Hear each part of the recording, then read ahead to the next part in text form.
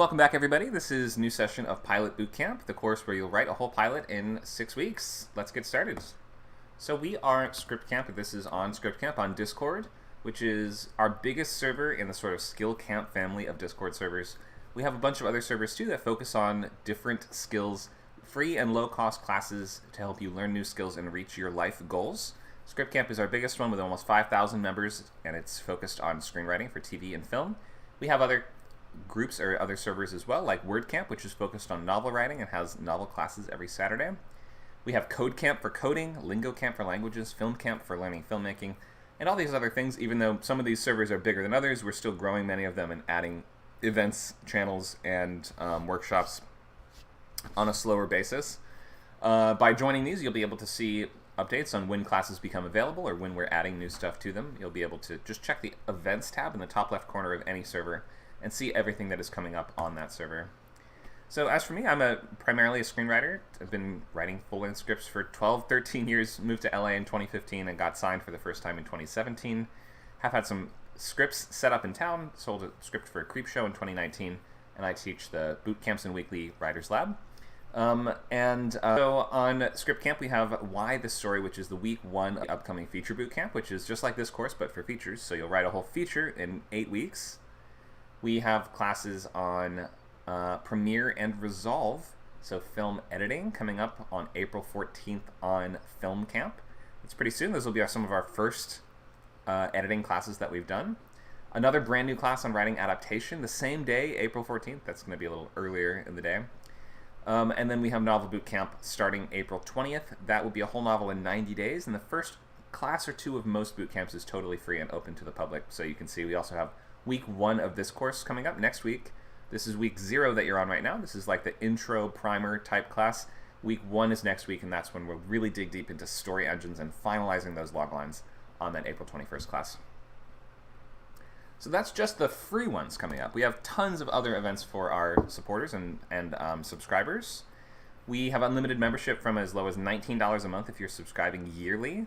And that includes everything from the entire boot camps beyond just the 3 weeks. Not only that, but also advanced labs, weekly writer's lab, twice a week, Friday and Saturday. You can bring up to 5 pages of anything you're working on for feedback. We're going to have classes in UI design and Discord bots on Code Camp. And we are also continuing our advanced labs, such as advanced fiction and advanced screenwriting lab, Saturdays and Thursdays. So lots of stuff going on. You can come join us anytime by going to scriptcamp.net. You can subscribe there.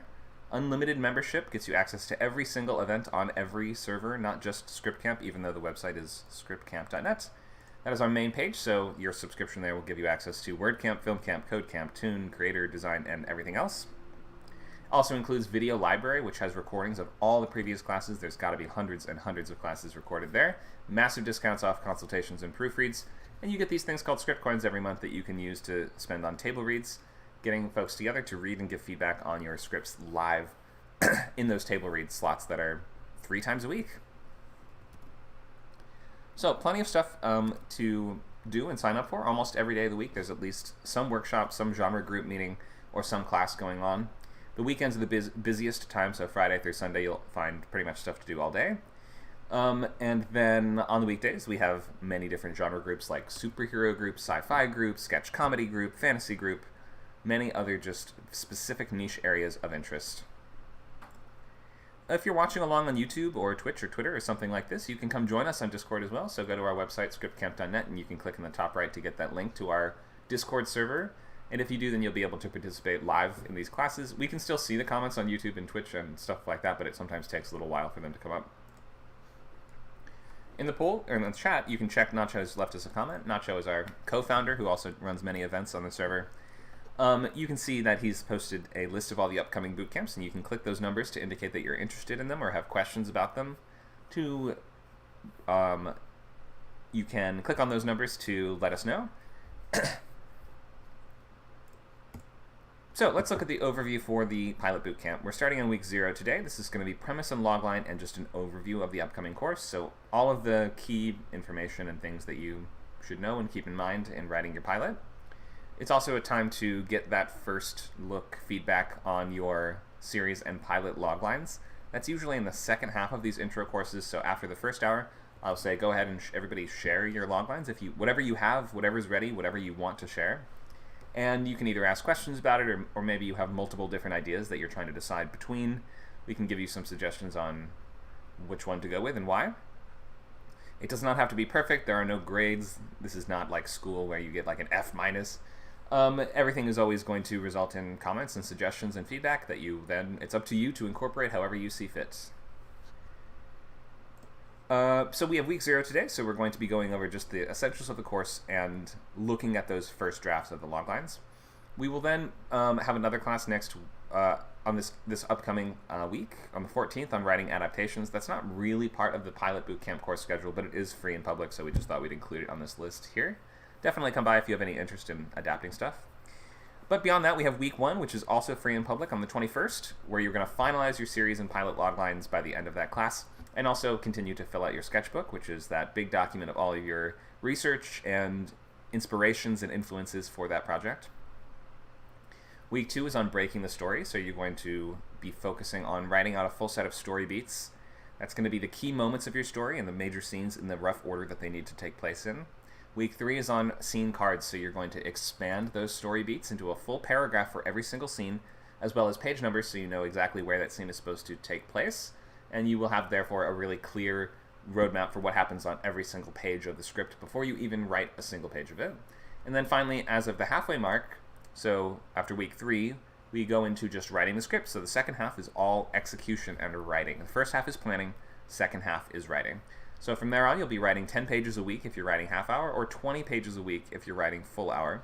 It's going to be either 2 or 4 pages per weekday. Very manageable amount of time. You can write 2 pages in just a couple like 2-3 hours probably if you really focus, or less perhaps. Maybe you fly through 2 pages even quicker. It's up to you to keep up with the milestones at your own pace. It's okay if you fall behind. You can always move ahead to the next boot camp in the schedule because these are rotating.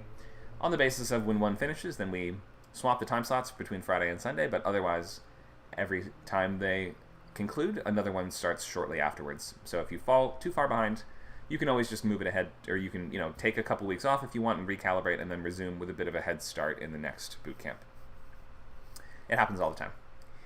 What else do we have? We have week 5 and 6. We will be moving through the script, and you will be writing about a third of the script every week, but we're going to focus on topics like cold opens and sort of roughly first act kind of stuff in week 4. We're going to look at subplots in week 5 and character arcs in week 6, with that first draft intended to be completed by June 2nd.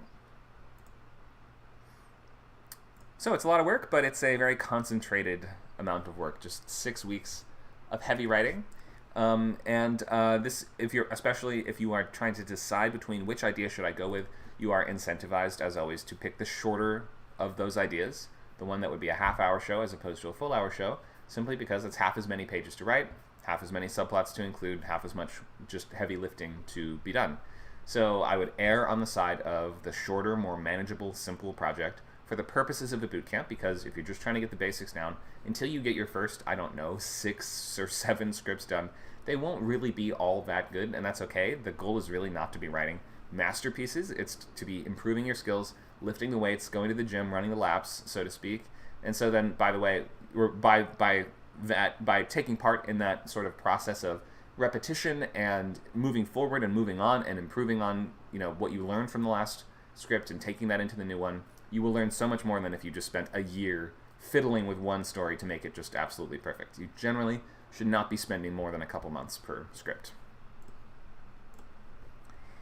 Okay, so let's open to discussion. Anyone who wants to raise a hand and tell us anything you're trying to learn or anything you're trying to write, maybe areas of interest that you have or genres that you're trying to emulate, or maybe your experience level or your goals for the class.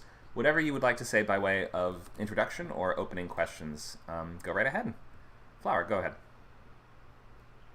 Hello, I'm Flower, and I have multiple questions about Pilot. First, what is an hour life pilot?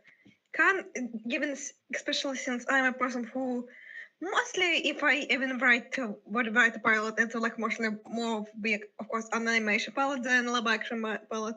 What is like normal blade of pilot for animation? I'm not planning to be a professional writing, but I'm just curious, given the perfect episode named for me, perfect with 10 minutes, but it's like 10-minute long pilot is a normal thing in a industry.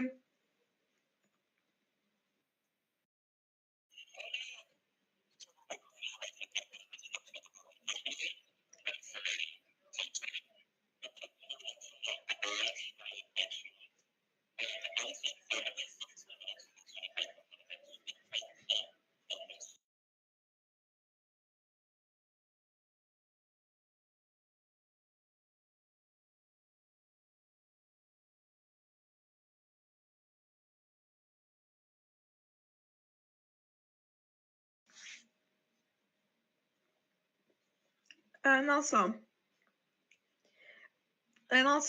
given like I'm kind of beginning, like what is a good point of like writing a pilot? On what point of the story is the best, like the best moment of the pilot?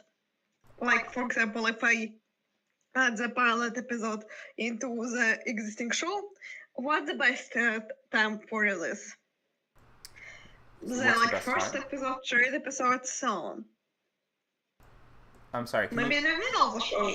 Can you clarify what you mean? What's the best time to start the pilot? What are you asking? No, I mean, if I for example, if I like a show, and the show chooses to add like the plot of the pilot into episode, what is the best like time for like in the plot to have a pilot? Does this make more sense, or should I use examples? Yeah, the best time in the plot. So normally we would want so it depends on the format of the show. I think I see what you're asking. So there are two major continuity formats of shows. There's either the sort of status quo format, like most cartoons or sitcoms or procedurals, where the viewers can watch the episodes in any order. There's not really a consistent, coherent, long-term story. If that's the case, then there isn't really a sort of entry point into the story as so much as we are dropping immediately into the characters' daily lives. If you're writing a premise-based show, which is like a long movie that has many, many episodes that need to unspool the whole scope of the story, then we want to start, in terms of the narrative at the very beginning, we want to show like the first events that usually cause the rest of the dominoes to tip over, and we want to see the start of the chain reaction of events that will cause the narrative to happen. So normally, if I'm understanding correctly, we want to start longer form narratives at the very beginning and see the events that cause them to happen. Is that what you're asking? Yes, and also, just generally, what advice you can give a person who writes, who wants to like pretty much write an animation pilot, not live action, specifically an animation pilot? What you give advice for like me? I don't know. Again, I came into my story in animation. No, but since if I not gonna be animation, so that's why I'm asking specifically on this. So animated pilots are not really written differently than live action pilots. So the advice that I would give you would be read a lot of live action and animated pilots and sort of see what the small differences are. But generally the scripts work pretty much the same.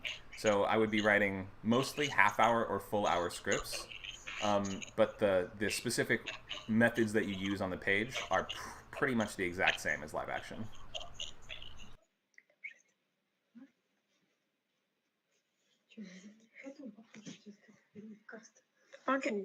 Okay, so thanks for information. Right now I just thinking about like writing like a pilot. Like maybe they can like I don't really have a pilot, given I'm not really planning to contact to any studio, but I like mostly write kind of what I'm doing is like writing a show that doesn't exist. Kind of like writing the plot of the show, but not really being possible to like turn to the reality because of utter lack of money. Oh, sorry. Right. Utter lack of money, and so I wonder what to do in such. So what? So if I get write a pilot, why should person who can't even turn and doesn't have any connection and can't even turn their work into anything, write a pilot. Like, why a person like me should write a pilot? Why to write a Given pilot? I can't. So it's a good question. I would say, in order to break into writing for television, which is one of the most difficult fields to break into in the entire world, you need to be exceptionally good. And so you have to write a lot of pilots to build your skills and to be writing high quality professional caliber material. It takes a lot of practice and a lot of just figuring out where the different problems are, how to wrangle all these complicated topics like structure and pace and tone. It's really hard to write a good script, and you need to write a lot to get good enough to the point where you could be employable in the future. Given the complicated realities of breaking into television and the entertainment industry and the state of Hollywood right now, obviously there's a lot that goes into that, but it starts with you being a really good writer. And there's not a really good writer who hasn't written a lot of scripts. So I think that's the main reason. You're trying to practice and build your skills. Yeah, but I don't plan to go into animation. Like, I don't see scriptwriting as my future job. It's more of like my hobby. That's why I ask it. What to do a person like me who doesn't plan to go into like scriptwriting job, but just really wants to but more like a person who like a really long story in the head, and just wants to like make this story exist actually somewhere. Then you should not be screenwriting if that's the case. You should be writing novels or short stories, because it takes a lot of money to make an animation or to make any TV show or feature film of high quality. Takes a lot of money. You're asking for potentially millions of dollars. Yeah, but it's more of I tried to write my story in a novel way. It just wasn't working. Like, here's a weird situation when screenwriting is the best way my story gets going, but I can't, like, I tried to other ways. I really tried. It just wasn't working for me. Like, it works best in screenwriting, but the problem with screenwriting is that no one reads screenplays for fun, so it's like a situation that I have a hobby, but it's pretty much hobby that I can't go anywhere because of my situation. Right. But the solution problem, just to rewrite everything, which is kind of a problem because this way I them right now is the only way it's working for me. And I can't really I don't have money to try anything. Some kind of like situations that I can write screenplay, but no one reads screenplays for fun, and I can't control it all because I read the novel and it wasn't working. Okay. So thank you for all that. We will move on to the next introduction at this point, just because we have to get to everybody else. But I can answer that question pretty quickly. Yes, it's tough if the only medium that makes sense for you is screenwriting, because writing a script is not the final product. It takes millions of dollars to realize the final product. If the only thing you're trying to do is write as a hobby and get your scripts into the world, or get your stories into the world and have people read them, this is not the type of writing for you at all.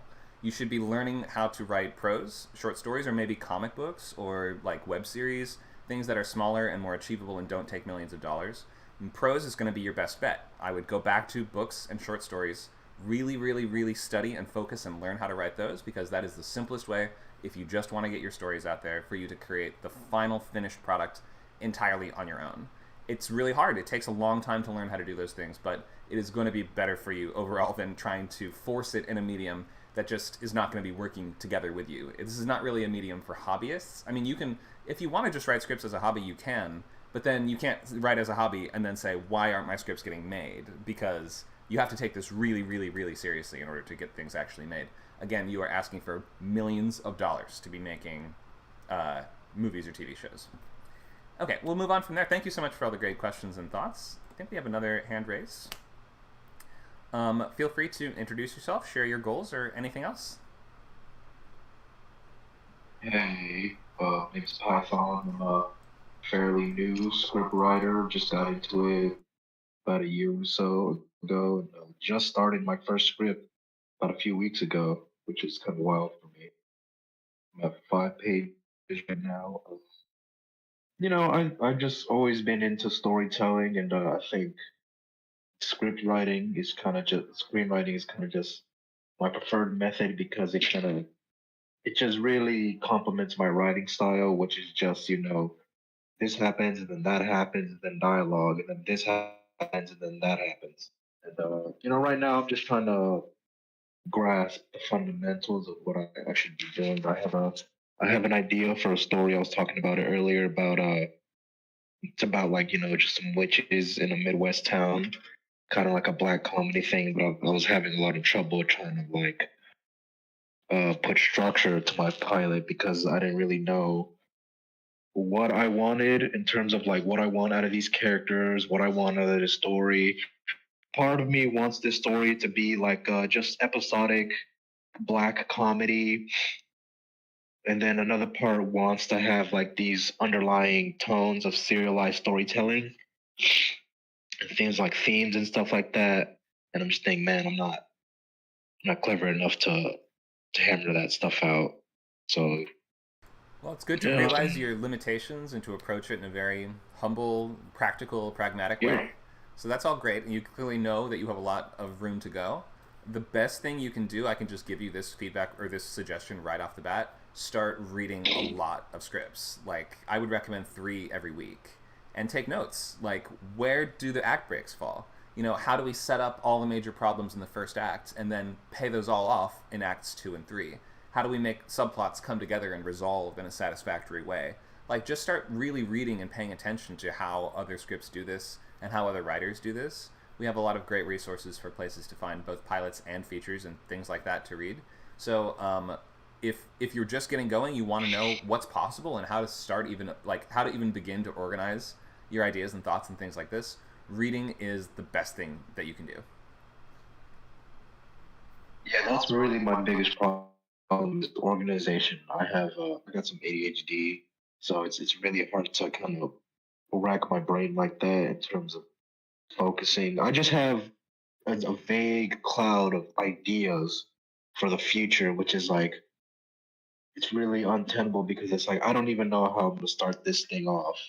And but now I have all these future ideas, and it's like how do I get from here to there in a way that makes sense, I'm glad you asked. narratively, thematically. Well, this is exactly what we do here. This is a great place to study this. Whether or not you subscribe, I mean, we have plenty of events and workshops and things like this that are really, really focused on organizing ideas and turning them into stories. So you're in the right place, I will say. And throughout even this class, we won't really be getting too much into structure today, but next week we can touch on it, and week 2 is where we really get deep into the weeds on structure. So I would say stick with the course, and also just don't get too attached to any one idea. It seems like you have a lot of them, which is good. Most writers, like, we have the potential for unlimited ideas, and you will have unlimited ideas as time goes on, and that should be your main goal. Is I will become a generator of unlimited ideas, more so than I'm going to write the one thing that's going to be the thing. Yeah, just have fun with it. Just try stuff out. Like if the witch thing is like a passion project of yours, maybe put it aside for something new and silly and fun and exciting that you can just commit to for 6 weeks. You know what? Yeah, I was thinking that. I was thinking, part of me really felt bad for like, I kind of feel like I want to abandon this because it's like, this is out of my scope. But that part of me just feels bad because it's like, I'm just dropping something again. And it just, if I don't know if you have ADHD, that feeling of like, you pick something up and then you don't like feel like fucking with it anymore. So you just put it down and then you kind of just feel guilty because it's thing that you started but you didn't finish it, and now you're starting a new thing and you're not going to finish it. And that's really why I tried to stick with this story. But I have plenty of other ideas for other stories in my head that I totally love to do. Great, that's great. Yeah. So And if one of them is taking up too much yeah, space, or you feel like I have to get it just right, or something like that, then it might just be impeding your ability to write and finish and move on to the next thing. And that's how you build your skills. You don't build skills by noodling around on things forever and never finishing anything. So the best thing you can do, I would say, would be maybe, and you're not abandoning an idea. You can always come back to it later. If you realize that something is outside of your scope or outside of your abilities right now, you can always just put it in a drawer or put it in a Google Doc folder, and then write something silly. Write a story about a frog that becomes a swordsman, or about a witch that runs for president, or whatever, like something weird and different that just is like kind of fun and just makes you laugh, or something like that. And then once you write it for 6 weeks, it'll be done, and you move on to the next thing. And you never have to go back to that thing and revise that later. You will always learn more by writing something to the end and finishing it, and then moving to the next one. I feel like my biggest goal is I want to tell a story that says something, that I can express my themes that I, you know, uh, believe in. And then communication is another big thing for me. I want to be better at communication. Clearly, you see right now, I'm not good at articulating my thoughts into words, right? But I have biggest inspirations TV show wise would be like Sopranos, The Wire, just like really the stories that are just like I can't even put it into words, man. It's crazy. It's just these stories that like, have so much deep, complex themes about like humanity and the human experience and like the general zeitgeist of today and stuff like that. I really want to touch on stuff like that, right? But I just don't feel like I'm not there yet. You're certainly not there yet. Those are some of the highest caliber artworks in the world, and most successful, and for good reason. They're masterpieces, right? So don't hold yourself to that standard right away. Those were not those people's first ever scripts, nor was it probably their 100th script, right? Like those, they had both been like had long careers in TV before they had created those shows. So yeah, don't hold yourself to that high a standard. Like let yourself figure it out and write dumb, bad stuff for a while. Your first scripts will be kind of bad, like everyone's are. No matter if you take 10 years or if you take 1 month, your first script will usually still be bad. So it's your job to write the bad ones for a little while to get to the good ones later. You're never going to get to those really good ones unless you get the bad ones out of the way. How do you spitball ideas? Like, how do you come up with not your ideas, but what do you think is the best way to come up with ideas like that? Because I'm not really. I have a tendency where I hyperfixate on ideas and like I can't even think of something else. So that's kind of another problem why I don't want to abandon the story. I've been hyperfixating on it a lot, the details and stuff, certain details, and I can't untangle all the other stuff. And it was like, how do I just change from that? How do I catch myself from that? It's a good question. So it seems like if you're too fixated on one idea, then you might kind of wrap yourself up in it so much that you are not seeing the forest for the trees anymore. And it's going to be really difficult to get that script into a working condition if you're that invested in it before you even have the basic fundamentals to know sort of what you're doing. So that's okay. Like everyone starts out that way. So I would probably say just put that aside for a minute, move on to something new. And just in terms of how to come up with ideas, think of something cool. It's so silly to say it like that, but just think of what would just be something cool to see in terms of what was it for Breaking Bad, right? What if a chemistry teacher like the meekest, mild-mannered man in the world becomes a criminal, becomes the best criminal, he becomes a crime lord, right? That's just kind of a pretty simple core to it. Like what if this person became the opposite of who they used to be? And then everything else around it kind of comes in as you just think of justifications for that setup to make sense. Or you're like, okay, in order to build the architecture around that central cool thing, he now has to have a family. And with those family, there are gonna be subplots that are linked to them, right? So everything kind of branches off from just that central cool idea. What if a frog ran for president? Like just that dumb, it doesn't have to be like a brilliantly clever, but just something that amuses you or sounds cool to you on a really simple level. What if there was a robot that shot lasers out of its eyes? Something really basic.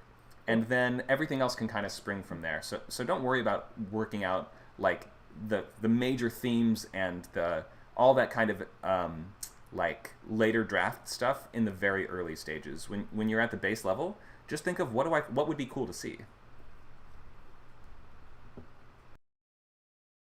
Okay, man. One more thing. Is this gonna be on YouTube where I can rewatch this later? Yeah, it's already on YouTube, Twitch, Facebook, and Twitter. Oh, okay. All right. Thanks for the questions. All right, and Nacho has linked in the chat. There is a Google site there that you can see that is a depository of lots of TV pilots in comedy, drama, US, UK, everything. So check that out, and make it your job to read at least one pilot every week. I recommend more like 3. especially if you're reading half hour. Only 30 pages does not take that long to read. You can make a couple hours a week to read. If you want to be a professional TV or screenwriter, you need to be reading scripts. So absolutely don't skip that. And every week of the bootcamp, we will always ask, what scripts did you read this week? Not like to test or surprise you, but just to simply ask, what did you read? What did you like? What did you notice? What did you learn? Basic questions like that. Okay, so pilot finished in 6 weeks. Will this draft be good? No. We were kind of circling around this idea a minute ago. But move on from this idea that anything you write needs to be good, because this whole concept of it needs to be good will just stop you from finishing and moving on. The 3 things you need to be doing to improve as a writer are reading, writing, and moving on. Reading, meaning reading professional work consistently. You can read other amateurs' work too and other students' work, and those things are certainly helpful in their own way. But you should still be reading professional work at the highest levels, at least 1 a week. Writing, meaning consistently writing whatever it is that you do, whether it's shorts, pilots, features, short stories, journalism, poems, anything else, whatever it is that you do, just do that thing. And then moving on, meaning ideally you finish the thing, and now that you're happy with it, you revise it, and then you move on. But if not that, you are moving on some other way. Because if you're not finishing things and moving on, then you are not completing the sort of final steps you need to really improve. There is a point of diminishing returns when it comes to reworking the same idea over and over and over and over again, and you're just not improving. If you're moving past like draft 4 into draft 5, 6, 7, 8, chances are you're not really improving as much, anywhere near as much as you would if you were just simply moving on to the next script. So there's a certain healthy level of arrogance as a screenwriter of some sort, and you have to think your ideas are good and worth pursuing, but not everything can be a passion project. And when you are writing on staff, or you're writing, doing rewrites on features or things like this, you're not necessarily going to be ultra passionate about everything. So it's your job to be able to write really well and to be an expert mechanic of this craft, whether or not you are incredibly passionate about any individual work. There's a lot of skills to build here that are completely regardless of your level of investment, or like they exist completely separated from your level of investment and passion towards that work. Let's make your sketchbooks now. Open Google Docs and make a new document. If you haven't already done this, you'll name it name of the show and sketchbook. Or maybe you don't know the name yet, so you can just call it, sci-fi show sketchbook. And at the top, you want to include just fields for all these things. You can fill these out throughout the rest of today's class as you learn the answers to these, or as you take a guess towards what the best answer might be. You don't have to have this all definitively done by the end of today, but the fields to fill out are going to be title, genre, format/time slot, comps, series logline, and pilot logline, 2 separate loglines. So go ahead and make that now if you've not already done so, and this is going to be a place to keep all of your notes, inspiration, and influence and ideas in one place. The sketchbook there's no real set format to what absolutely needs to go in it. Besides, I would recommend these things at the very top, but those are just answers that you should kind of come to know about your own story. And just start filling out the sketchbook with anything that is related to your show at all. Any pictures, links to articles or videos. You might think of some lines of dialogue that might be in the show at some point, or some ideas for characters, or pictures that inspire the characters. Anything and everything all kind of goes into the sketchbook with nothing off limits. We have a comment from YouTube that says, Joel said I couldn't hear Connor's voice. Yeah, I had the mic level was set too low at the beginning. I've now fixed it, so you should be able to hear me now. So go ahead and fill that all out if you can, and anything you don't know the answer to, you can just leave blank for the moment.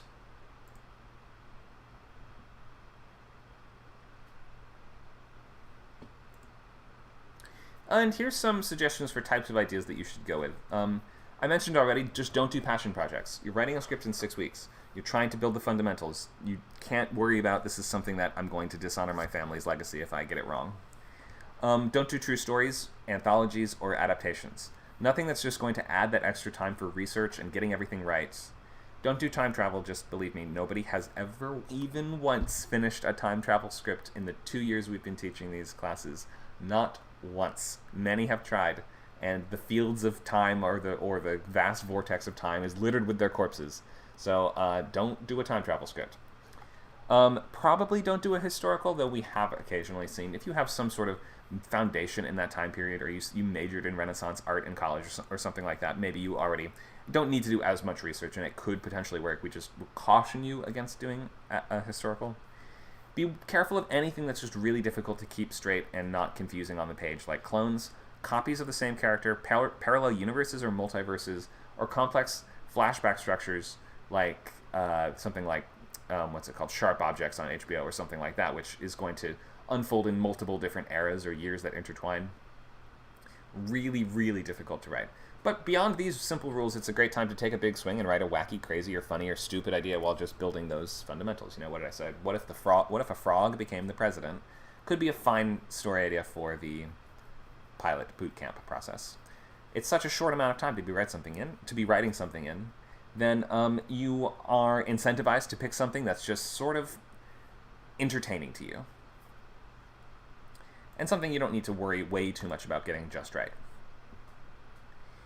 Beyond that, just get used to the idea of sharing work even at early stages. I know it can be tough to hear notes at the early stages, but less developed ideas will get more feedback than more developed ideas. It's just the basic reality of this.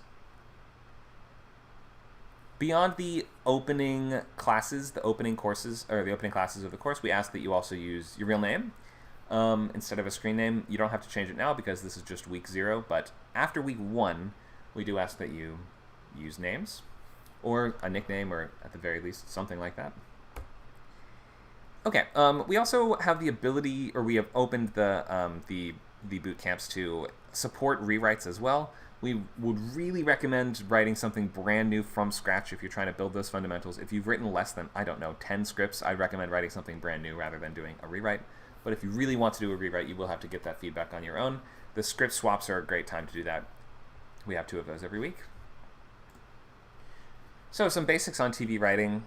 In the US, shows are written by staffs, which consists of a pretty big hierarchy of writing producers. Producers are writers in TV. All of them are overseen by the showrunner, who's the head of both writing and production, and is really the sole sort of controlling voice of the show. The number of staff writers can be anywhere from 1 to 2 or 3 on limited series and things like this, all the way up to maybe more than 15 on things like SNL. Comedy rooms are bigger than drama rooms. So spec means a couple things. Spec refers to several things separately. In features, a spec is a script that you've written that it was not commissioned. You've written it on your own. In TV, a spec episode is sort of like a fan fiction episode for an existing show. There's very few reasons to write those nowadays. I do not recommend writing spec episodes. You pretty much only use them to enter certain fellowships. And a spec pilot usually is just called a pilot or original pilot. That's the first episode of a theoretical series that does not exist and almost certainly will never exist. And you use that as a writing sample to get reads, meetings, enter contests, and to, of course, simply build your skills and fundamentals. We have a question in the chat. Does the showrunner have the same power as the TV producer? The showrunner has, well, first of all, there are producers that work for the showrunner, and there are also executives that could work above the showrunner. So the showrunner is a very powerful producer in TV, yes, definitely. That's the weird thing about TV, is that all the major members of the staff, all the higher members of the staff, are all some form of producer. TV writers have much more control over the product. They're running the show, as opposed to in features, the director is really in charge, with the producers having second sort of, or I guess ultimately they can override the director if they really need to, but the director has so much sway that it would usually tank the whole movie if they replace the director. And on lower budget stuff, they usually don't have the ability to really replace the director. So depending on the scale of the movie, at the highest levels, there are executives that are running the entire thing, and the directors are hired guns in terms of Marvel movies and stuff like that.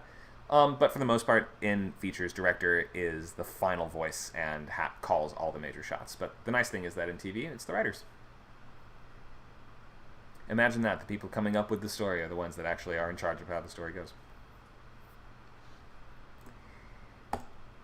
So here's a couple different ways towards getting staffed on TV. One track is by starting as a writer's PA, or really starting as an office PA, then moving to writer's PA, then moving to writer's assistant, then moving to showrunner's assistant, and then staying there for a couple years until they're ready to start reading your episodes. And then once your episodes start getting really, really good to the level of they might consider moving you up, if your show doesn't get canceled and if you don't burn any bridges, then it could be possible that they would staff you on that show. It is a long process, and I can't help too much with this, and you do pretty much have to be in Los Angeles, and ideally be, I know this sucks, but between the ages of 20 and 40 for the most part. Like I know that's ageist and bad, but there's like a hunger for that sort of youthful, just out of school, like schoolable intern kind of person in terms of the assistant to writer track. It's unlikely, unless you have really close personal connections, that you'll be getting those assistant jobs over people just out of school that have the right connections. These are some of the hardest jobs to get in Hollywood. We have another question in the chat from JR. Are we inclined to come up with really unique and catching titles, or do we need to just be original? You don't really need to do either of those things. When you're just getting started and just writing scripts, the titles, well, first of all, titles don't matter all that much because most of our shows are not getting made or produced or things like this, so you can call it whatever you want. And until you write your, 25 bad scripts or whatever, then none of them are really going to be of super high quality in the first place. So do what you want. Experiment. Try stuff out. Be weird. Do fun, entertaining things to you. Overall, if you move forward a little bit, look ahead a little bit, titles can be an important way of sort of selling the idea, or they kind of act as that nice bow on top of the high concept package, and they kind of clarify what the hook is for the show. So they can matter. I would try to not title your show the same as something else that's on the air, definitely. Ideally not something else that has been on the air in the past 20, 30 years, or something that is popular and well-remembered, unless it's a really kind of broad, vague word, like it's a single word, like, Justice, or something like that. I guess you could probably do a show called Justice, but I would look for other shows called Justice and make sure that it's not, like, the exact same subgenre as that show. You probably don't want to do another Western called Justice if there was a big, famous Western called that, or something like that. So really, titles, at this stage, you're just trying to avoid confusion more than anything else. But if you can avoid confusion and also come up with something super hooky and evocative that clarifies the appeal of the show and also stands out and is unique, then definitely go ahead. But yeah, title's less important than some people might assume.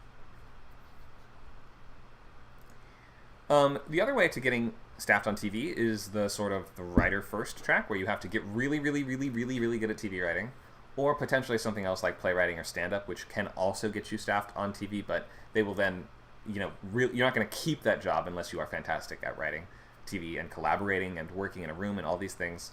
And so you can build out your portfolio in multiple ways, and there are different kind of things that showrunners look at in terms of which people they will scout out to hire.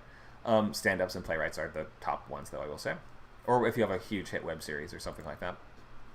Or TikTok or something nowadays, maybe. But there's really no point in getting meetings unless you are a phenomenal writer. I mean, because you can get in the room, you can, like, having millions of hits on YouTube can get you into a room. But if it seems like you're going to be arrogant and a control freak and hard to work with or something like that, you will not get hired. And if it doesn't seem like you can collaborate well, or that you can write well in the TV format, or that you know how act breaks work, or these basic structural things like that, you will not keep those jobs. So there's no point in getting meetings if you're not already a fantastic writer. Once you are a fantastic writer, you'll have to first, usually nowadays, get a manager through contests, fellowships, accolades, networking, being in the right place at the right time, knowing the right people, going to the right parties. You should be in LA if you want to be writing for TV. You can have your manager submit your portfolio during staffing season, which nowadays is pretty bare bones, pretty slim pickings, considering the industry is at a point of sort of recession and instability and insecurity post and pre-strikes, potentially. And then you want to really nail those staffing meetings and do really well in those meetings so that you can maybe get the offer to be on staff. But there's so many maybes and ifs and possiblies and hoops to jump through in order to get there that you have to be a fantastic writer. This is the main thing that we can control. I mean, you can control your networking opportunities and things like that to some extent, but I would say the thing we can always come back to is I am fantastic at this craft, and that is going to be my bulletproof defense against why would I be the one to hire here. Okay, we see a few more questions in the chat. One, how do we come up with a good title, and how much is someone paid by a showrunner or studio to get a pilot you've written and to get the rights to on average? Okay, so I'll start with just the money question if you want. How much is someone paid to get... So if to sell a show, to sell a pilot, we would have to look at the WGA minimums, meaning that ideally you are working with a WGA, Writers Guild of America, signatory company, which means that they're going to be only hiring WGA or paying WGA rates. And if you sell a script at WGA rates, you earn points towards being able to join the WGA, so you want to do this, obviously. You can find the schedule of minimums if you just search for schedule, because this changes from year to year. So I would search for schedule of WGA minimums if you want to see the exact like rates that they're supposed to be paying. But it's something like in the realm of like $60,000 to $80,000 for a pilot, I believe, in WGA rates. But then ideally your manager can get that up even higher. For features, it's more like 90 to low 100, like 120. But this is, you have to also remember pre-tax. So you won't end up getting all of that. And then you have commission to manager, lawyer, and agent, which is 5%, 10%, and potentially another 10%. So that's like 40% of it you've lost right off the bat. And cost of living is really high in LA. So selling one script you won't have it made for life, by far. What was the other question? How do we come up with a good title? I would come up with a title that is simple and easy to remember, and that clarifies what the hook of your show is. And it should feel like it fits into the genre. It should feel like it kind of starts to create that mood that you are going for, right? Like, it should feel like if it's supposed to be scary, it gives you a little chill. If it's supposed to be funny, you can easily imagine what the jokes might be or what the hook of that story might be. So I would, stick to those ideas. Try to come up with something that is not hard to pronounce or hard to spell or hard to remember. It's going to be, look at other titles in the genres that you've written in and sort of check how they do it. I would avoid titles that are just somebody's name for the most part. I know that we have seen millions of examples of exceptions to that. Everything from your, John Wick and stuff like that. You're like, okay, what is that though? Like, well, I can't tell what that's going to be at all. So I would try to give a little bit of a clearer sense of what the story is going to be from the title, but you can look at it. What about a movie called Darkness Falls, right? Okay, that's a horror script, obviously. There's not going to be a comedy called Darkness Falls. Of course, that does have the weird sort of extra marzipan in the story of that action. Darkness Falls takes place in a town called Darkness Falls, which is like next to a waterfall called Darkness Falls. So it sort of works in that double silly pun way. I don't know why I go back to this bad horror movie from 2004 so often. Okay, so we have a suggestion in the chat, like Sky Kid. Okay, sure, I could see. Sky Kid makes me think this is going to be like an action-adventure show about a kid that gets a plane, maybe. Or it could be a kid that's a superhero. Something light and adventurous and fun that's for a younger audience and is starring a younger protagonist, is what I would kind of assume. So then, if the show is not that, then you might want to reconsider. But if it is exactly that, then that might be totally fine. Easy to remember, easy to imagine.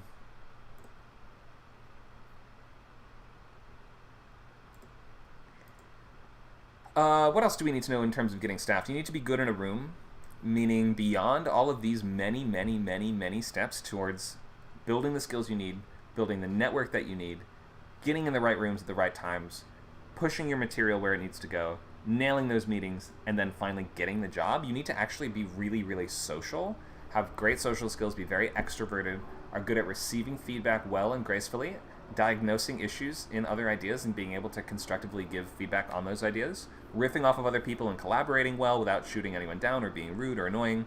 Even if other people are being rude and annoying and swearing at you and all this other stuff, you have to kind of have very thick skin and be ready to enter a room full of best friends that have been working together for years, and you're the newcomer there, and you have to sort of sink or swim. Be nice and presentable, and wear pants every day and deodorant and stuff like this. These might sound like, of course, obviously, but we are writers, so sometimes these are not so obvious. You really just have to be very pleasant to be around, easy to work with, and very personable. You're going to be stuck in these rooms for 12 hours a day with these people for months. Don't be the kind to start drama or make enemies. We had this question earlier. Why write a pilot? I would say the reasons might be you want to be a professional screenwriter, meaning you're going to be moving towards that track of doing this for a job. You want to be more skilled at the craft for whatever reason, maybe personal reasons, maybe, I don't know, your father was a great screenwriter and you want to honor his legacy or something. You maybe want to write a web series or something like that to direct yourself. Or last, maybe you just want to do this for personal enjoyment. Those are really the reasons why. If you're writing this because you're like, I have one script that I need to sell, I have one show that I must create that I've thought about since I was a kid, this is not the form of writing to be doing for the most part. You will not, it's like saying I want to play in just one NFL game. it will take playing in a lot of games to get to the level where you could play in the NFL. But don't worry too much about whether or not any script is a masterpiece or even is any good. It's kind of beside the point, and to some extent out of your control. I mean, you can do your best. You'll give it your best every time. But if it ends up good or ends up bad, it's to some extent in the hands of fate or whatever, so just do your best and move on. You have a road to build. You can't hyperfixate on whether or not any individual brick is perfect.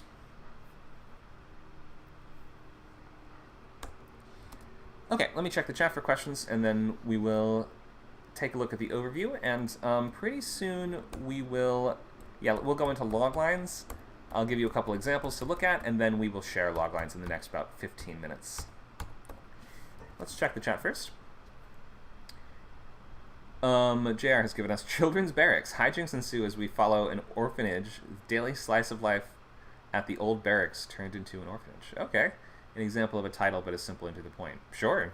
Children's barracks, yeah. I wonder if we're watching children be trained in some sort of military capacity, or maybe they're just, maybe it is a barracks that they live in, but they're trying to live normal lives. I'm not sure exactly what they'd be up to, but it's simple and definitely stands out.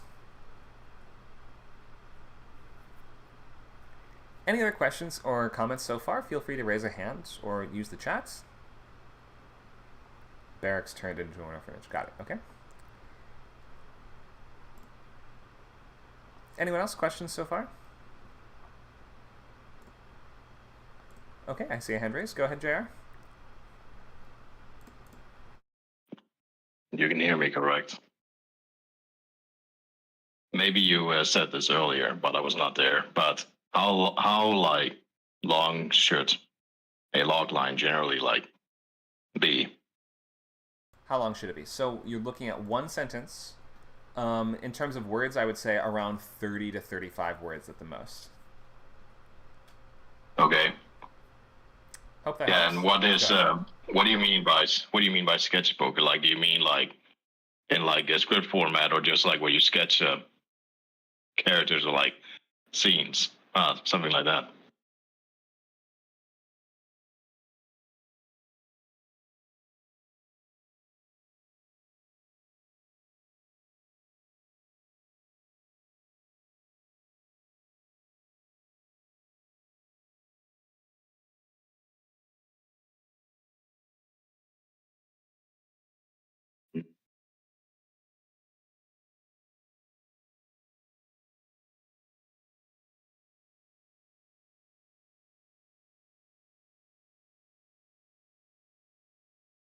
In different folders. You want to be keeping it all in the same place. Makes sense. Is this like a new modern way of like saying show Bible? No. So the show Bible is like a deliverable. That would be like the finished product that you would be usually sending alongside a script to a producer if they request both of them. Normally they won't request a Bible unless they love the pilot first, though, so the pilot should take priority. But your sketchbook is just for you. It doesn't have to be finished. It can include lots of shorthand or jargon or things that you don't worry about being readable for anyone else. Makes sense. Thanks for the questions. Does that clear everything up? Anything else you wanted to ask while we have you here? No. Okay, great. Thanks a lot. Let's see. We have another hand raised from Anthony. Go ahead.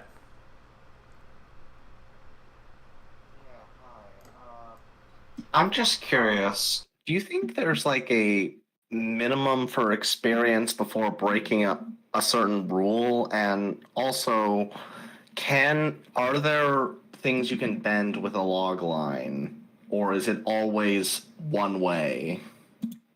Okay, good question. So there's two separate questions. The first one, the breaking rules, or this idea of rules in general. So rules are sort of flexible a lot of the time. They aren't really exactly rules most of the time. So like in terms of your script has to be written in black text on white paper with page numbers and stuff like that. Like the format is kind of like the rules. You have to stick essentially to the format or people won't really read it.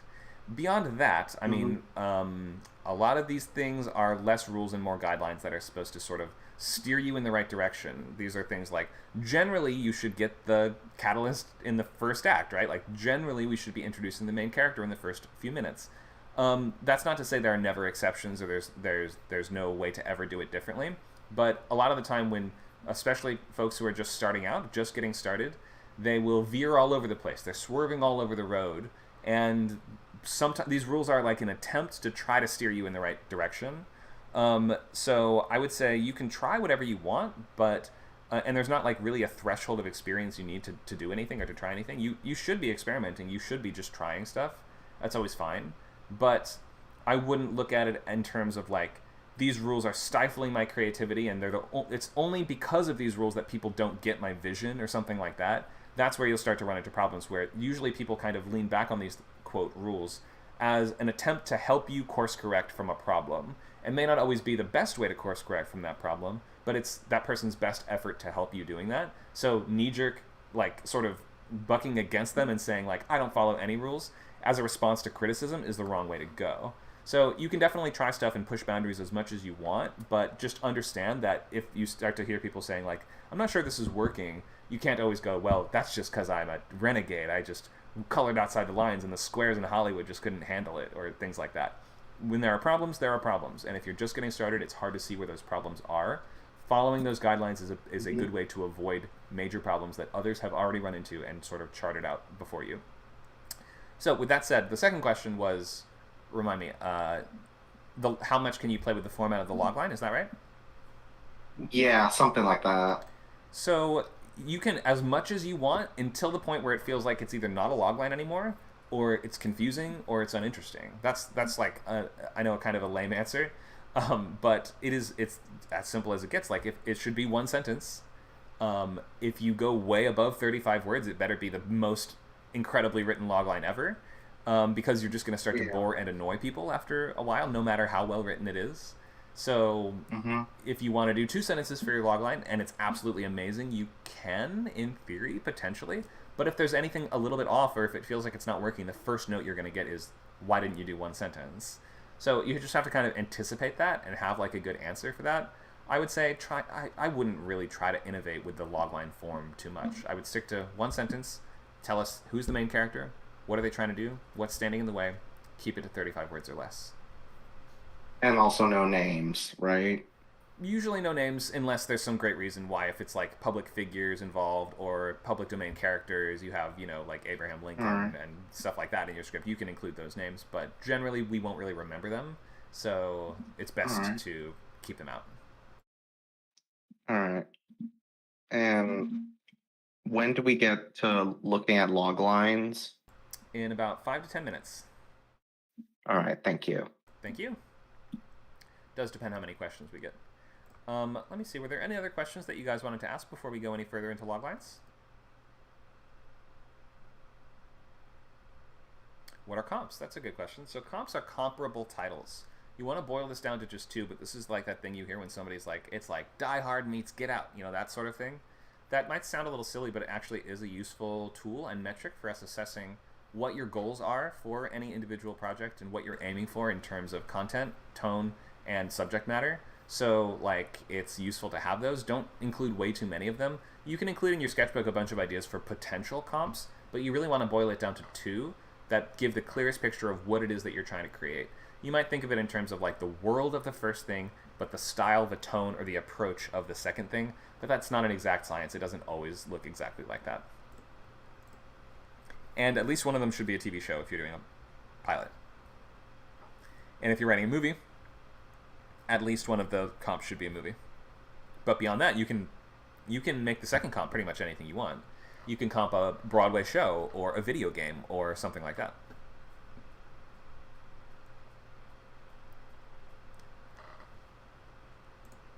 All right, any other questions before we go deeper into logline?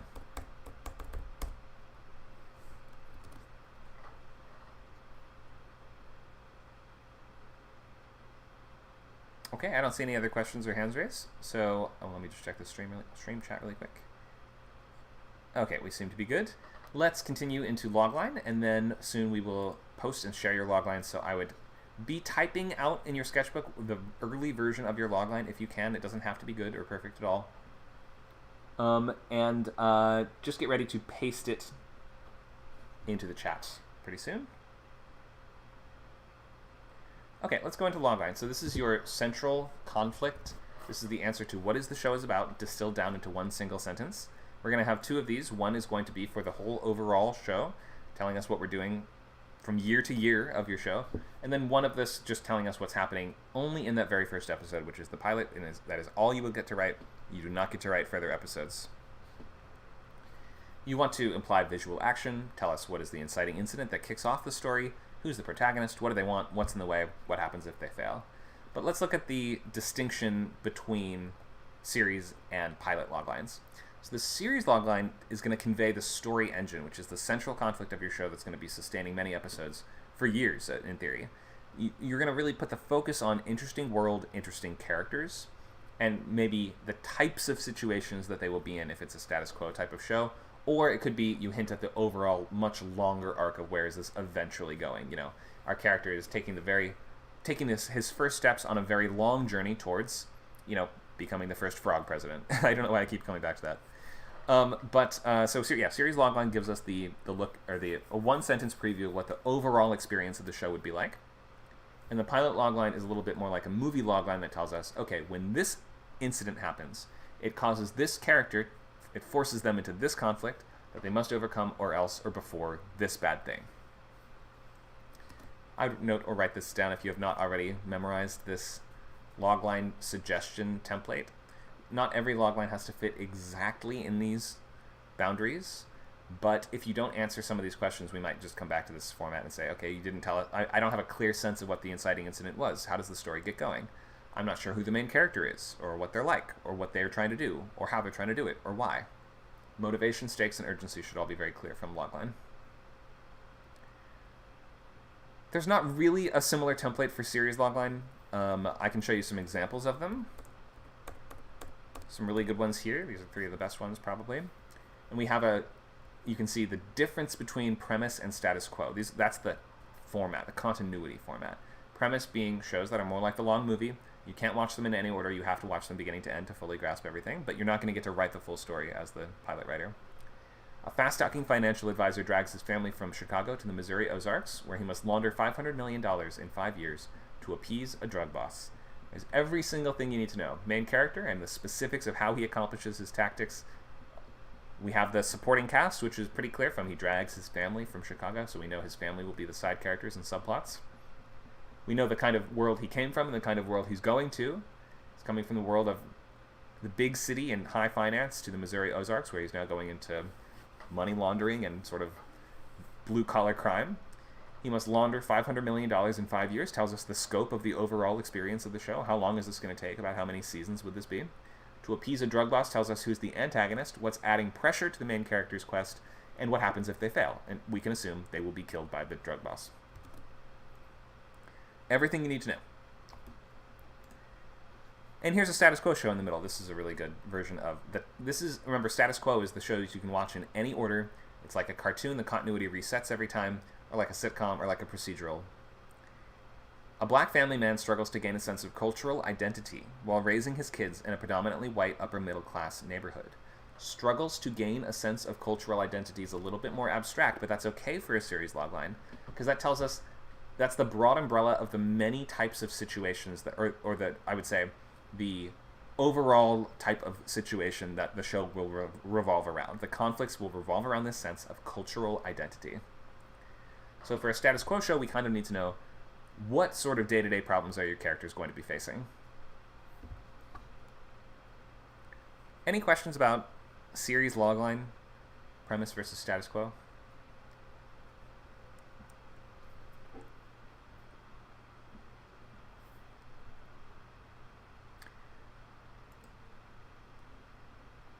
So if you're not sure which format you want to go with, you just have to ask, is there a longer story to tell here, or is this the sort of thing where it would be many short stories that you could pick up any week you want and just be, you know, that have that sort of self-contained experience? We're going to touch briefly on genre, and then I think I would like to share loglines. Oh, it looks like we have a question. Go ahead. I was just curious, is there a term for combining the two, like let's say, for example, one pretends to be like a show starts out with like a status quo format, and then over time it starts to develop a story. Is that a thing? Not exactly. And there have been instances where we have seen that happen, but that's kind of an organic process that can change over the course of like many years of a show's production. Like eventually, sometimes they find more of a direction, or they change. Maybe they change showrunners, or maybe the showrunner changes the focus of the show, or something like that. That can happen, but it's not really something that we have control over at this stage, especially when you're just writing a pilot. It's difficult for you to say, this is the initial experience of my show, but this experience would change theoretically over time. So really you should only be focusing on the pilot and on the basic idea of what the show is. That would be, as it is throughout at least the first season. Even if you have ideas of how it could potentially change later on, I think that's a little outside the scope of what we're doing. All right, fair enough. Thank you. Sure, good question. Any other questions before we go touch on genre?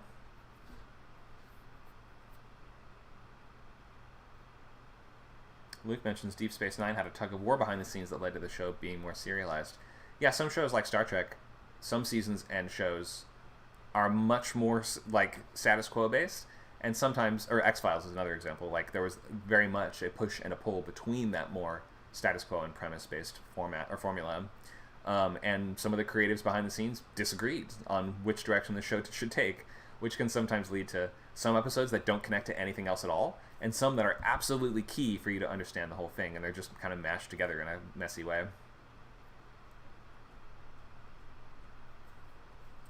So yeah, we do see hybrids, we do see weird cross examples sometimes, but I would pick a lane and stick to it.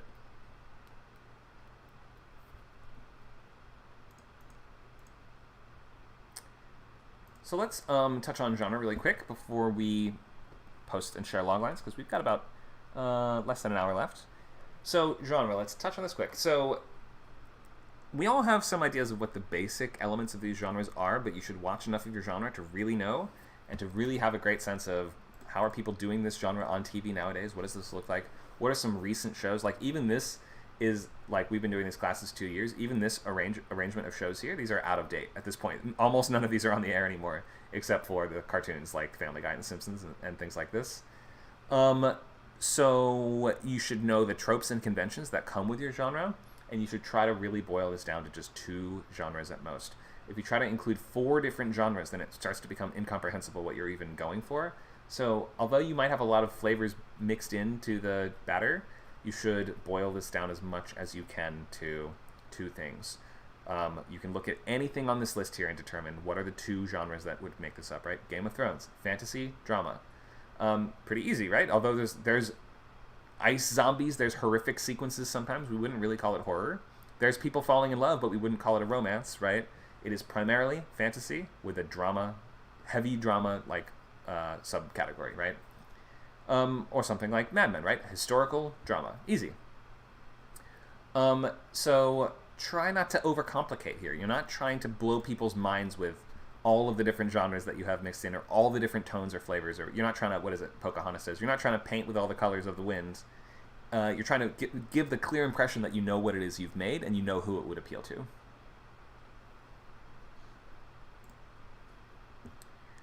So your options are basically comedy, drama, crime, sci-fi, fantasy, action-adventure, mystery thriller, or horror. Romance is like a heavy flavor of a lot of these types of shows, but there aren't a lot of, as far as this is to my knowledge, maybe I'm wrong on this, but there's not a ton of shows that would be strictly defined as like capital R romance genre. Bridgerton, I guess, would be an example, but most people would just call that a historical drama with romance plots, right? So normally romance is going to fit either into comedy or drama. That's just kind of how it works on TV. Maybe that is a controversial take on that. Maybe there are just straight up romance shows that I'm not taking into account. In any case, you also have these additional modifiers of procedural or animated. Animated is not really written differently from anything else. The convention, though, is that animated will be half an hour and either comedy or action adventure. Think, everything from Looney Tunes, Bugs Bunny to Justice League, stuff like that. God, people probably think that the reference is majorly outdated nowadays, too. I don't even know what the modern action adventure half-hour Saturday morning cartoons are, but you know the genre. And this is kind of the options. I wouldn't make up your own genre. I wouldn't include other stuff or like sub-genres from theater or experimental fiction or things like that. If you start saying, sometimes people come in with like, oh, my genre is literary psychological. It's like, that's not a TV show. That doesn't sound like a TV show. Psychological is not really a genre. That's a subject matter, type of subject matter, or like a presentation of a crime drama or something. Like you can do a psychological crime thriller or something like that. That's just sort of telling us about the tone, style, or approach of your crime drama. Those are the genres. So don't overcomplicate it and don't over-innovate here. Don't try to reinvent the wheel when it comes to genre. Okay, any questions on this before we post and share loglines? Nacho's writing is animated psychological romance. You joke, but that is not at all dissimilar from... We see a lot of stuff like that like in script count classes.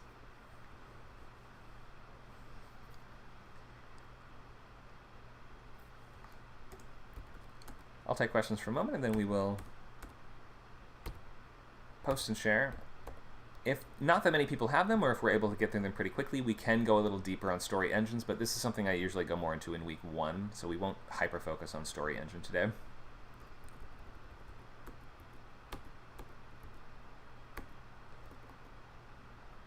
So I've covered format, which is status quo or premise. The only thing I haven't covered at this point is going to be time slot. Your options are really half an hour or full hour. Half an hour is going to be 30 to 35 pages.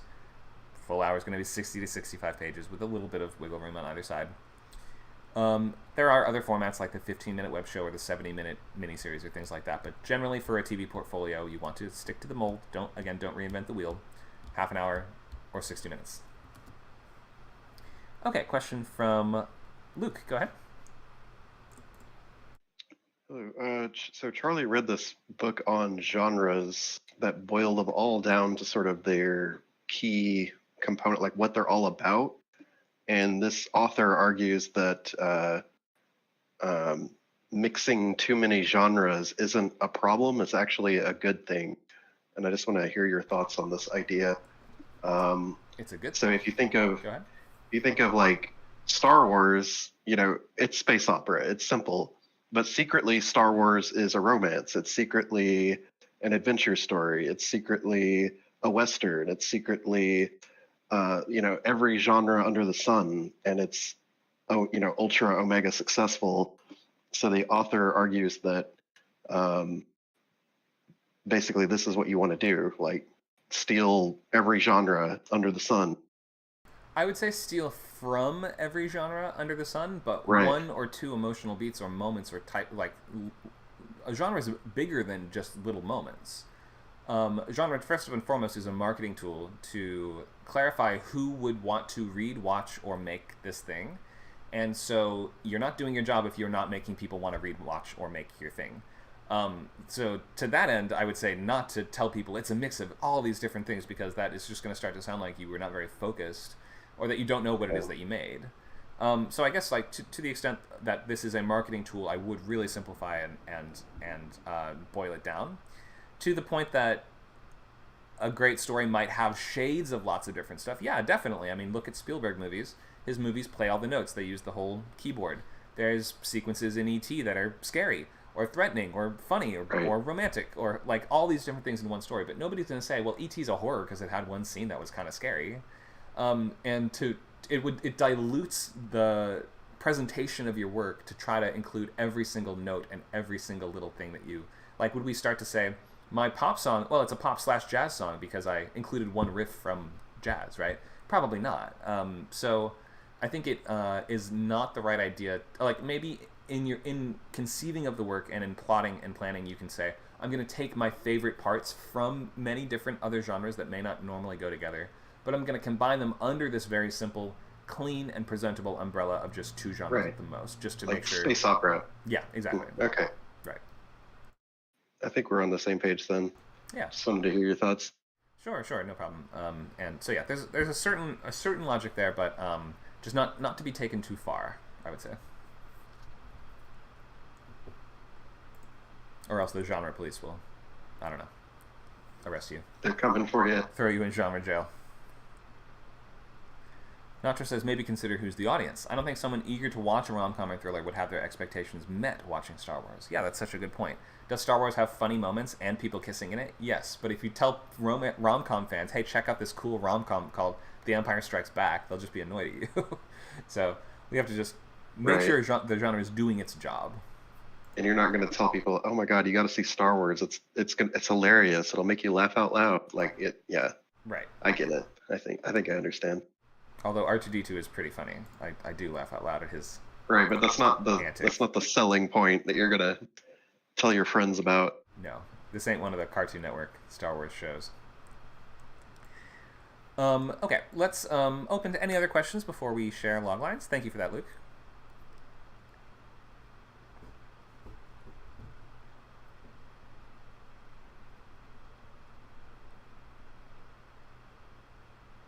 Cool, no other questions. Let's post whatever you got for your show. If you have a clear, coherent logline, that's great. If you just have some vague words that are strung together that kind of suggest what your series is, that's fine as well. Post whatever you would like feedback on at this moment.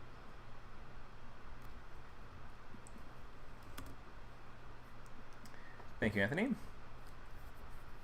Feel free to post, and I will take them in the order that we get them. I will try to get to everyone. I'll give you guys a minute.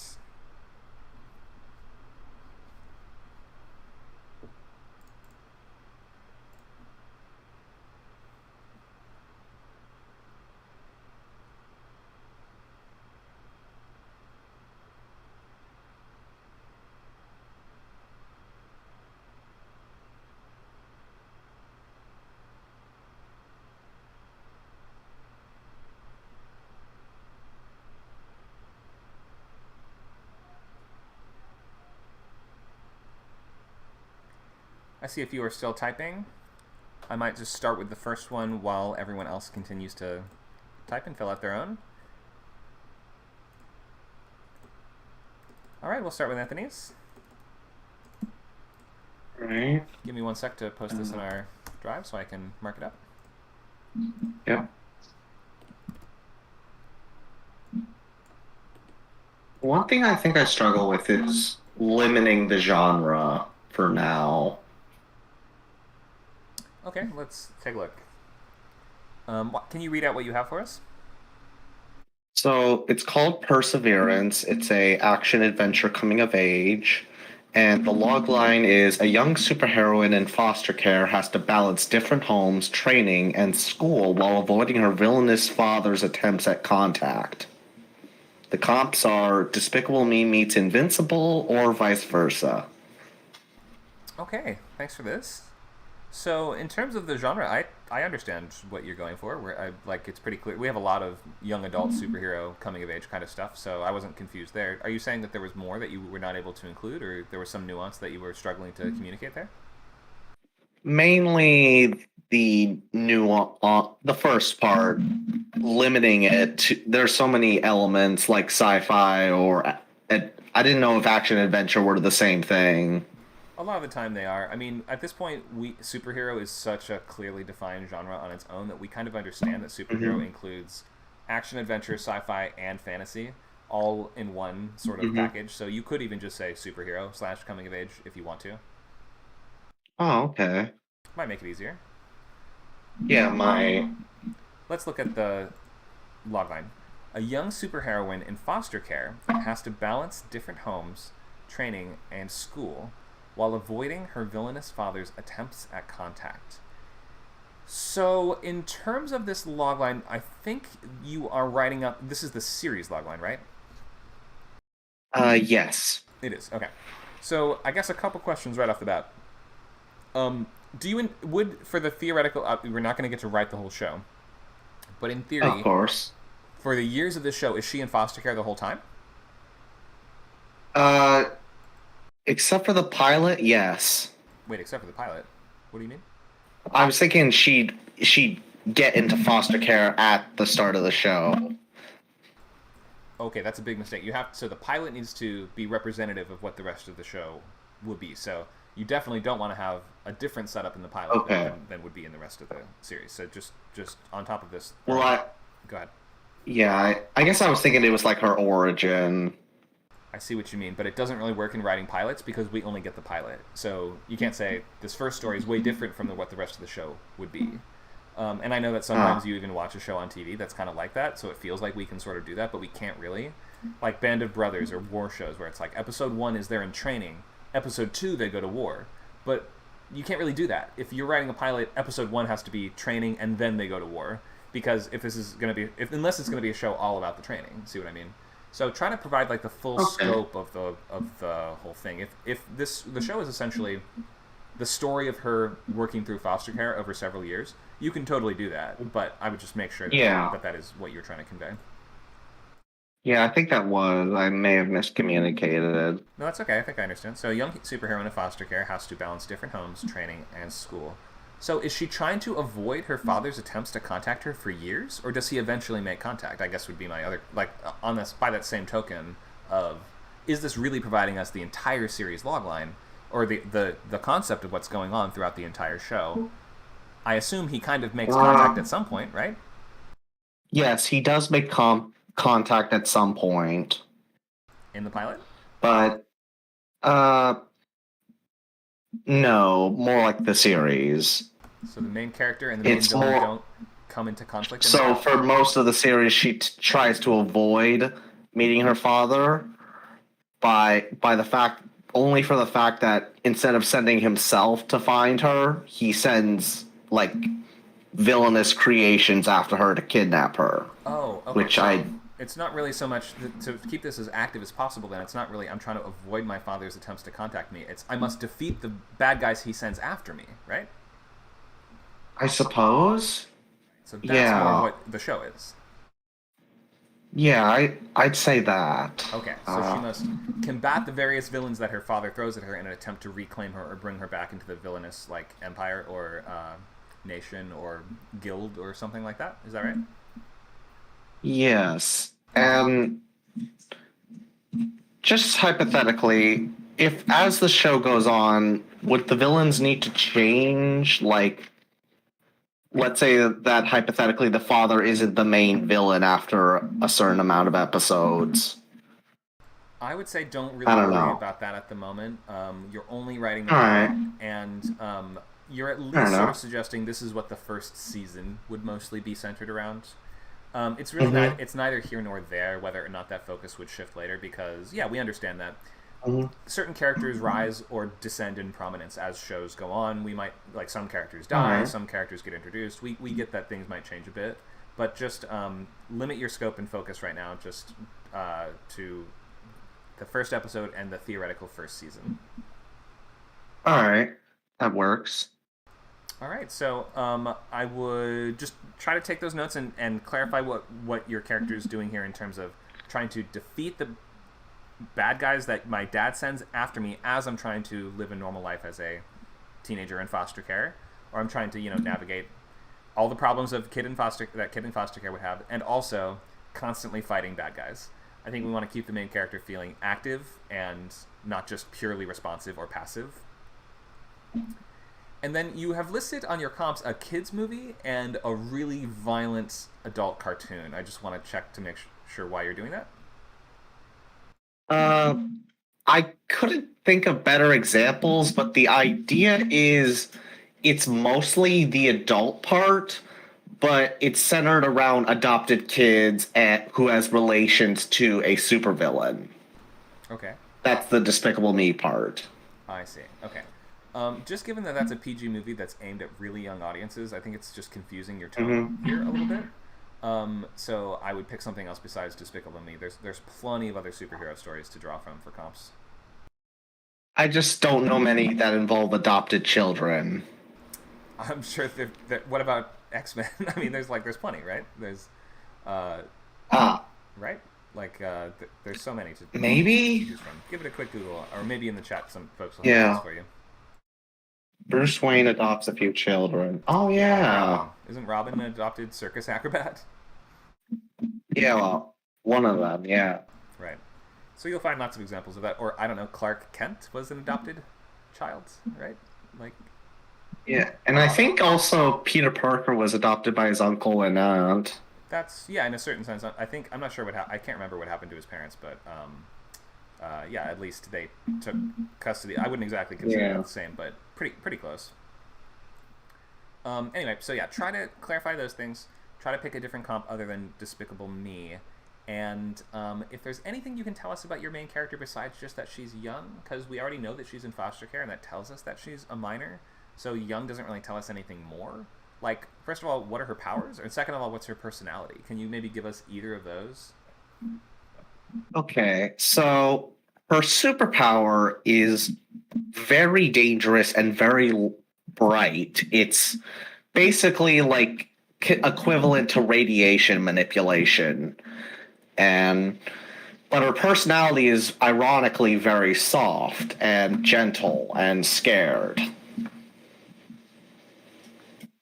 Might want to try to just find a way to communicate the basics of who the character is. Maybe if you can connect the power to her personality, you might say, I don't know, like a fiery tempered pyromancer, you know, something like that just kind of connects those a little bit if you can.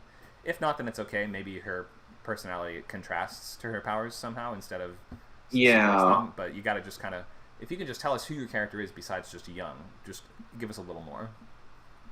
All right, so maybe like dangerous yet shy. Would that be too weird? No, that's not too weird. Oh, okay. Kind of like Rogue from X-Men, right? Yeah, exactly. I get you. So yeah, you're on the right track there for the character. That's what I've got for now. Any questions from you on the logline? How many words is the log line, I guess? Okay, that's good. Yeah. I think that's about it. Thank you. Great. Thanks for sharing. Mm-hmm. Hope that's useful, and just try to incorporate that feedback for next class, which is next week, same time. Looks like we have another log line from, was it Phantom? No, it's Python. Python, my bad. I only see the, I think because I'm in streamer mode, I only see the first letter of some usernames. Okay, so we have a sci-fi show. Let me paste what you have here, and you can read this out for us. Okay. Okay, so sci-fi show, it's not really, doesn't have a name yet. The sci-fi action showed status quo. In the year 3024, a new squad of space rangers is assigned to the lawless planet of Terok Nor to establish order and reclaim the planet from its dangerous gangs and criminals. The comps is Firefly meets Deadwood meets Deep Space Nine. Nice. Okay, thanks for this. So it's sort of we have kind of a Western setup, right? Like it feels like that kind of, you have the marshals that get assigned to bring order to the lawless towns of the frontier kind of thing? Yeah, pretty much. Okay, that's cool. That's clear and makes sense. Let me read it one more time. In the year 3024, a new squad of space rangers is assigned to the lawless planet of Terok Nor to establish order and reclaim the planet from its dangerous gangs and criminals. Dangerous gangs and criminals might be a little redundant. Dangerous gangs is probably enough because the gangs consist of criminals, right? I think that's when the Deep Space Nine the thing comes in, where I'm trying to like. So in this world, this planet is kind of like, in Star Trek terms, it's like a pre-warp planet. You know, it's very like lawless, and this. I don't know. I'll just keep using Star Trek terms. In this world, the Federation, they come in, they establish a squad to like establish order and civility and things like that. That's kind of how the show is this. When I say a new squad, I wanted to clarify. I said this is like fresh out of the academy or whatever, like fresh out of boot camp squad. Oh, that's so this is their first action. Okay, Yeah, so they're like rookies, basically? Yeah, pretty much. Okay. Why would they They're just out of the academy. Why would they send rookies to such a dangerous planet? Well, I think it's supposed to be like a far off. It's very like a Deep Space Nine, where it's a far off outpost that nobody really cares about until a certain point in the show when it becomes like the center of like the big conflict that's gonna happen. So right now, this planet is just like a, you know, little nowhere planet that nobody cares about, and they kind of just get assigned here. Because when I say danger, it's more like lawless. It's kind of just like a frontier, basically a frontier town as a planet. Not a lot of technology, and so these. So normally you would send to a more dangerous place. You would send a more experienced team, unless they just don't care about the lives of their space rangers at all, right? Are they partnered with somebody who's more experienced? Do they have like a tough commander or something like that? Yeah, so there's already like a pre-established what's the word I'm looking for? Fuck, like there's already some rangers over there, right? Rangers that have been there for years, and I guess this is like a switching. What's the phrase? The changing Passing of the the baton. guard. Changing of the guard. There we go. Got This is a changing of the guard. Yeah, and so the older generation, they're gonna kind of be like the mentors until That's cool. yeah, Include that until in the they logline. inevitably You need to. That's become so the much part of the mentors. show. I would include that definitely in the logline itself. Yeah, and then and then itself, I want to say like, how would you include that in the logline then? So in this case, so you're saying a squad of space rangers is not just assigned to the lawless planet, but they are assigned under the command of a grizzled veteran or something like that, right? Yeah. So try to tell us about the people more so than using all the words in the setting.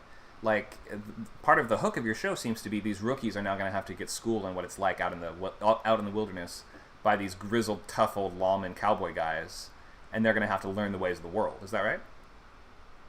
Pretty much, yeah. Cool. That And sounds this, awesome. I do want to keep like the Western elements.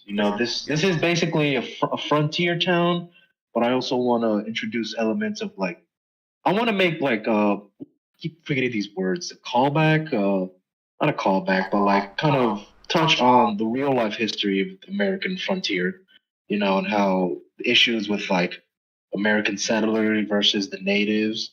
I'm planning maybe this planet has like actual alien natives, and then the humans are kind of just like settlers that came fairly recent. I want to say like in the last century they've been here. Because I want it to be this planet is established enough. There's like settlements and stuff, but there's still no like order. It's still very like not very little actual settlements. A lot of dangerous wildlife. A lot of dangerous natives and stuff like that. And I kind of want to show that stuff. I'm totally with you. You would even be well within your rights or whatever to just say this is a Western / sci-fi if you wanted to. You don't have to do that if you feel that would confuse the tone or something, but that is exactly what this sounds like. And so I was with you and I was understanding the basics of the show, but now that we've gotten into the character dynamic, I think you would just need to highlight and bring that forward, because that's what makes it go from I understand the show to I want to see the show. I totally get lawmen in the space wilderness need to bring order to it. I get it. But now that you include the rookies are going to have to sink or swim in this lawless wasteland under the tutelage of these grizzled old troops, like that's what makes it really interesting. That's what makes me go, that sounds awesome. So I would try to bring that to the forefront. Okay. And then I want to make this show kind of procedural because I'm a big fan of Star Trek, and I kind of really like that proceduralness of we have to do this thing to fix the ship or fix the station. And that's kind of what I want to bring in as well. Like these people, they, because the local townspeople, they come to the space rangers with their problems and they have to solve it. That's kind of where the proceduralness comes in, because they have their own, what the fuck do they call it in Star Trek? The code that they have. The Prime Directive. Prime Directive. There we go. Yeah, it's kind of like their Prime Directive. They have their own Prime Directive that they need to follow. Got it. Okay. And so I kind of want to show stuff like that. Makes sense. And then maybe some clashing with the Prime Directive. Yes, So the logline you have already pretty much expresses, I totally got the sense that this would be more of a status quo show, so you don't have to do anything else there. I would say just in the pilot logline, so this is the series logline, what you'll need is a pilot logline too. In that one, you want to just express what is the first problem they have to solve. What is the first thing of the week that they must confront? Yeah, I'm thinking, what I'm trying to what would be a good problem for a first episode pilot? because so far I've just gotten the log line and just some basic ideas. I have no clue for characters, but after I wrote this down, I kind of want to follow through with it. It sounds cool. Yeah, it's really cool. But I was thinking making this kind of like an ensemble thing, but that's too hard. So I'm thinking, what if I just throw out some characters and then pick out which one will be the main character, and then who will have how much screen time or something like that. Because I feel like that'd be easier, sort of like instead of just like trying to keep track of like a bunch of characters. So if you want some tips on building out your ensemble, you have two sort of groups to choose from. You have the new Space Rangers and you have the old guard Space Rangers. I would pick one or the other to be the focus of the show and say this is going to be like a clearer sense of who the protagonist is here. Try to pick just one person to kind of frame this around their experience, and go from there. So yeah, make a couple, list out a couple ideas for characters, and I would say it's almost certainly going to be one of the Rangers, just the way that you've presented the story. So you just have to kind of decide who's the most interesting one to focus on. You said to add what to the log line? Something about the grizzled veteran. Yeah, I would say you want to amplify and bring to the forefront that idea that these newbies are going to have to be trained by the old guard who are on their way out. Gotcha. Yeah. Okay. I'm not sure the exact phrasing you want. You'll have to work that out on your own, but that's my major suggestion for how to refocus it. Okay. Any other questions? No. I really appreciate that. That helped out a lot. Thank you. Awesome. Thank you so much for sharing. Sounds like a cool show. All right. Okay. We have time for one or two more. We have a question in the chat. What about multi-episode pilots like Star Trek or Transformers Prime with a 5-episode intro? Just don't do it. No, this is not a thing we have. No, this is not within the scope of what we're doing as TV writers. For you to say this was just part 1, it's to be continued, would make it look like you had no idea what you were doing here. Don't write multi-part pilots. Anyone else have a logline they want to share, or any questions, thoughts, comments?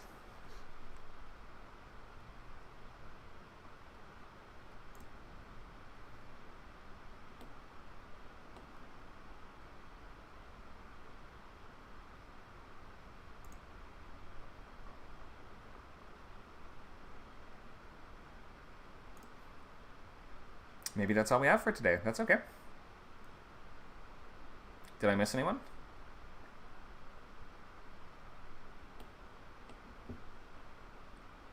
I guess not. All right. So let's get ready to wrap up. We will go more into Story Engine next week, but just given what we did today, your goal for next time is to finalize your series and pilot loglines if you can. Obviously, it's okay if they're not totally done, but we'll try to finish them by the end of next weekend. Excuse my screen size. There we go. Do as much as you can on the series and pilot loglines by next week. If you're doing a rewrite instead of a brand new script, you will need to get notes. That's not included in this course. You will have to get your own notes, but we have plenty of ways for you to do that. Table reads, script swaps. We gave you all the times for those, and I'll leave you with all of our upcoming schedule in just a moment. And your last goal, absolutely vital, is to read a recent pilot. And I will say it doesn't have to be like from last year, but from the last 20 years, I guess, professional pilot script, ideally in the same genre as yours, but it doesn't have to be. If you want to read something else, you totally can. But I will once again link this amazing TV writing Google group, sites.google.com/TV writing, has tons and tons of pilots to read from UK, US, comedy, drama, animation, everything you want. Look, there's BoJack Horseman. We have Archer. We have everything from the recent TV seasons. Obviously, 23 is going to be pretty dead considering the pandemic and the strikes and stuff like this. But in the previous years, you can see plenty of options for stuff that has been made, stuff that hasn't been made. We see both, right? Here's a bunch of produced ones, and here's a bunch of unproduced ones. You should be reading both of these things, both produced and unproduced. All right. Let's take any last questions about how to join the bootcamp, questions about screenwriting, or maybe you want to tell us about upcoming events that you would love to attend or would love to see different events coming up, feel free to raise your hand and share any and all questions and comments on the topic before we wrap up for today.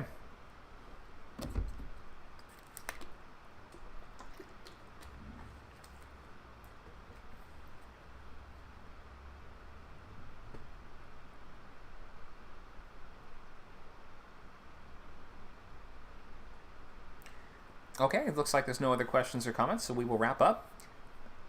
Keep filling out those sketchbooks this whole week with every little idea, line of dialogue, idea for character, video, link, article, research, whatever it is that you've got, as much as you can until next week. Finalize those loglines as much as you can, and you can get them double-checked before considering it totally done next weekend. And you should just try to focus on your idea, apply the feedback you've gotten to the best of your ability, and come back next week excited to get deep into the weeds on story engine, and then the week after that we will get deep into plotting and structure. So we've got lots of fun stuff coming up. Thank you guys all for coming, and we hope to see you soon at your next script camp class or event. Have a great rest of your weekend.